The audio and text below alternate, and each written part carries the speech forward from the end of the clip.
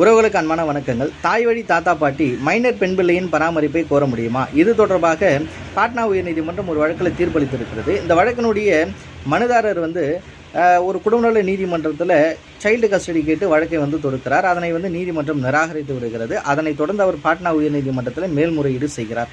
அதில் என்ன சொல்கிறாருன்னா, தனது மனைவி இறந்த பிற்பாடு தாய் வழி தாத்தா பாட்டியிடம் என்னுடைய மைனர் பெண் பிள்ளை வளர்ந்து வருகிறது, அந்த குழந்தையை பார்க்க சென்றபோது அவர்கள் பார்க்க அனுமதி மறுக்கின்றனர்.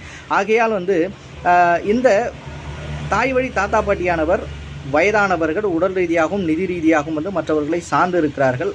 என்னுடைய குழந்தையை வளர்ப்பதற்கு போதுமான ஒரு பராமரிப்பு அவர்களிடத்தில் கிடைக்காது.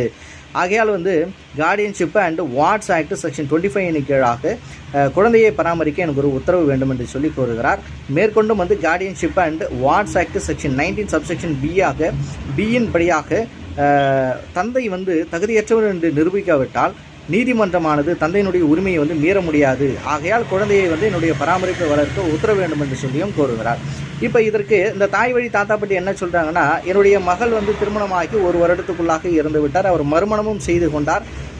மேற்கொண்டு மாற்றாந்தாயிடத்தில் கிடைக்கிற அன்பை காட்டிலும் எங்களிடத்தில் அன்பும் பாசமும் அதிகமாக இந்த குழந்தைக்கு கிடைக்கிறது. எங்களிடத்திலே இந்த குழந்தை வளர வேண்டும் என்று சொல்லி உத்தரவு கொடுக்க வேண்டும் என்று சொல்லி கோருகிறார்.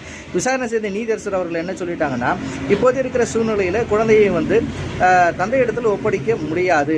மேற்கொண்டு குழந்தைக்கு இப்பொழுது இருக்கிற அன்பும் பாசமும் சரியாக அவர்களிடத்தில் கிடைக்கிறது, சூழ்நிலையில் சரியாக இருக்கிறது.